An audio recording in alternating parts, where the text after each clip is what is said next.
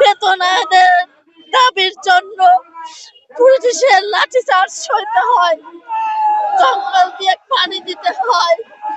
যেখানে আমাদেরকে বললে আমরা সরে যাই, সেখানে আমাদেরকে হাতে পায়ে ঘাড়ে পিটে দিতে হয়। আমার মাননীয় শিক্ষা উপদেষ্টামন্ত্রীর কাছে মহোদয়, অন্তর্বর্তীকালীন সরকার বিশিষ্ট অর্থনীতিবিদ ডক্টর ইউনূস স্যারের কাছে সকল জাতীয় স্বতন্ত্র পেশাদারী মাদ্রাসার শিক্ষক শিক্ষিকার পক্ষ থেকে আবেদন করছি, আমার স্বতন্ত্র পেশাদারী মাদ্রাসা জাতীয়করণের ঘোষণা দিন, নয়তো আমাদেরকে এখানে মেরে ফেলেন।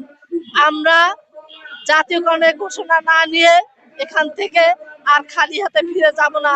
কারণ 40 বছর ধরে বিগত প্রত্যেক সরকার আমাদের সাথে বানচাল করেছে। বারবার আমাদেরকে টাকা ধার করে ঢাকায় আসতে হয়। আমাদের লজ্জা করে শ্বশুর বাড়িতে যেতে। বারবার তোমরা টাকা যাও, কি নিয়ে আসো, না করতে পারে সুন্দরভাবে সংসার, না পাই চাকরি করে একটা টাকা। আমাদের ছেলে মেয়ে, আমার এই 50,000 শিক্ষকের সাথে কমপক্ষে 2 লাখ মেধাবী স্টুডেন্ট আছে। আমার নিজের সন্তান আমার মাদ্রাসা থেকে সমাপনী পরীক্ষায় পাশ করে তারা এখন সরকারি কলেজে পড়ে। গ্রামের বাড়িতে 300 টাকা বেতন থেকে 500 টাকা বেতনের ছাত্র পড়ে। তারপরে আবার টাকা পাঠাতে হয় ঢাকার বাড়িতে, নতুবা আমাদের ছেলে মেয়ে পড়ালেখা বন্ধ হয়ে যাবে। কোন সেক্টর জানে না যে আমরা বিনা বেতনের শিক্ষকের সন্তান। ওরা সমস্ত শিক্ষা অফিসে আমাদের সমস্ত কার্যক্রম, আমরা প্রাইমারি কারিকুলামে সমস্ত কার্যক্রম চালিয়ে যাই। তখন আমাদেরকে বলে না যে ওনার বিনা বেতনের কাজটা ফ্রি করে দেওয়া হোক। টাকা ছাড়া আমাদের ফাইল রেখে দেয়।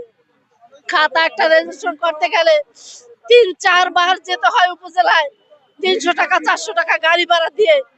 আমাদের খাতা সাইন করা হয় না, কারণ আমরা বেতন ছাড়া শিক্ষক। আমার মাননীয় শিক্ষা উপদেষ্টা মন্ত্রীর কাছে আমার প্রশ্ন, শিক্ষায় যদি জাতির মেরুদণ্ড হয়, 40 বছর পরে কি করে শিক্ষক অনাহারী রাজপথে খোলা আকাশের নিচে রাত কাটাতে হয়? যেখানে মা বোনদের পর্দার আড়ালে থাকার কথা, সেখানে আমাকে কেন শাহবাগের রাস্তায় রাত কাটাতে হলো? যে 24-এর গণ উত্থানে আমাদের সন্তানরা জীবন দিয়েছে বৈষম্য দূরকরণের জন্য। পৃথিবীতে আমার মনে হয় এমন কোন সেক্টর নাই স্বতন্ত্র ইবতেদায়ী মাদ্রাসার মতো বৈষম্যের শিকার হয়েছে। তাই আর নয়, আমরা এই শিকার হতে চাই না বৈষম্যের। হয়তো জাতীয়করণ, হয়তো মরণ, যদি আমার জীবন দিয়েও হয়